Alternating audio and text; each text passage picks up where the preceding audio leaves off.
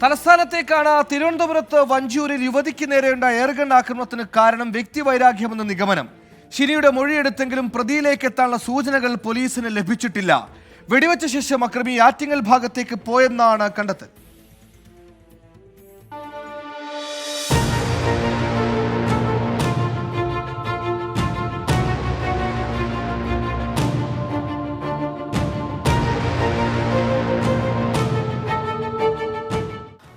ആക്രമണത്തിന് കാരണം വ്യക്തിവൈരാഗ്യമെന്ന നിഗമനത്തിലാണ് പോലീസ്. എന്നാൽ ഇതുമായി ബന്ധപ്പെട്ട വ്യക്തമായ തെളിവുകളോ സൂചനകളോ ലഭിച്ചിട്ടില്ല. വെടിയേറ്റ ഷിനിയുടെ മൊഴിയെടുത്തെങ്കിലും ശത്രുക്കൾ ഉള്ളതായോ ആരെങ്കിലും സംശയമുള്ളതായോ മൊഴിയിലില്ല. ഞായറാഴ്ച രാവിലെ അക്രമത്തിനായി തെരഞ്ഞെടുത്തത് പോലീസിൽ സംശയമുണ്ടാക്കുന്നുണ്ട്. ആക്രമണം നടത്തിയ സ്ത്രീ വഞ്ചിയൂരും പരിസര പ്രദേശങ്ങളും ഷിനിയുടെ വീടും നേരത്തെ മനസ്സിലാക്കിയിരുന്നു എന്നാണ് കരുതുന്നത്.